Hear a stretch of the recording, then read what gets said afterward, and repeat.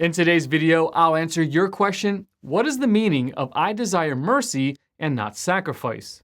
Then afterward, as always, I'll share some helpful resources, so stick around until the end.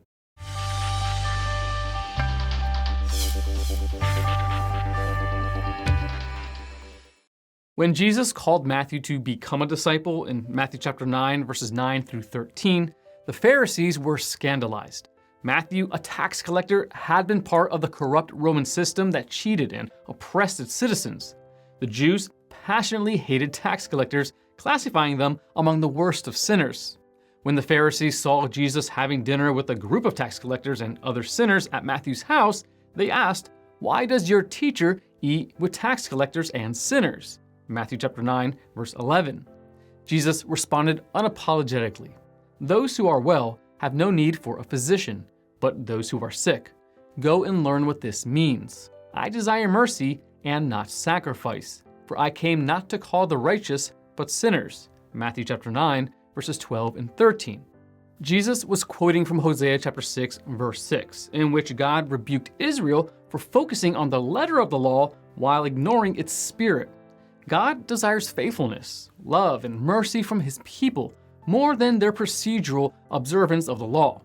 The word sacrifice in Matthew chapter 9, verse 13, and Hosea chapter 6, verse 6 represents all the obligations and rituals that religious people perform. Jesus charged the Pharisees with being just like the ancient Israelites. They were faultless in their adherence to religious tradition and ritual sacrifice, but had no compassion for needy sinners. They were overlooking the larger point of the law. Later in Matthew chapter 12, verses 1 through 8, Jesus cites Hosea chapter 6, verse 6 again.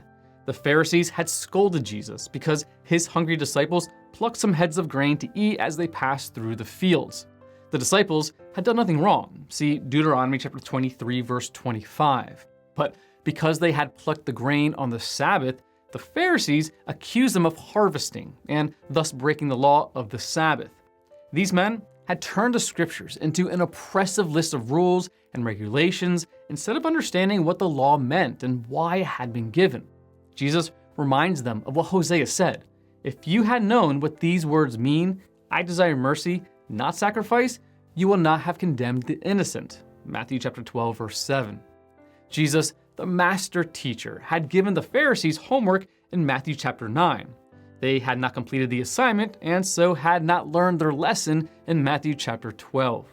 God intended the Sabbath as a day for worship and rest, not as a legalistic burden. The Old Testament laws, including the Sabbath laws, were all given to lead Israel into a loving, devoted relationship with God. The disciples had not broken God's law, but they had transgressed the hypocritical regulations laid down by the Pharisees. Jesus is the authority and can override any human tradition. The Son of Man is Lord of the Sabbath. Matthew chapter 12, verse 8. God's righteousness flows from our fellowship with him in Jesus Christ and involves demonstrating mercy to outcasts and sinners. The Lord won't tolerate cold-heartedness from his people. James informs, pure and genuine religion in the sight of God the Father means caring for orphans and widows in their distress. James chapter 1, verse 27. Some Christians tend to be judgmental towards others and take pride in their own perceived goodness instead of remembering and replicating the mercy Christ offers. But Jesus taught us to forgive as we have been forgiven and show the same kind of mercy that was shown to us by God.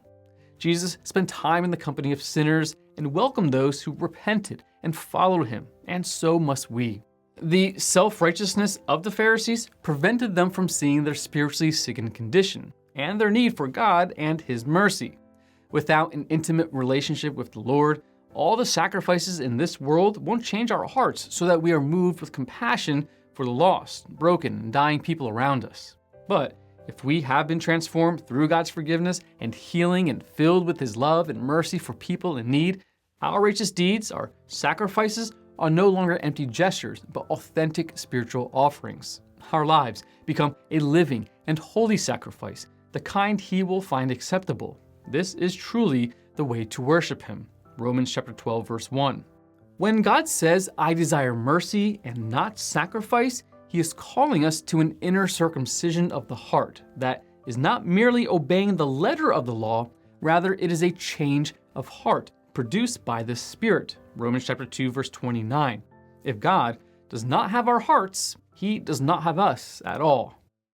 Want to learn more? Subscribe so you don't miss the next video. Visit GotQuestions.org for more great content and check out the details section below this video. There you'll find one book I recommend along with several links related to questions.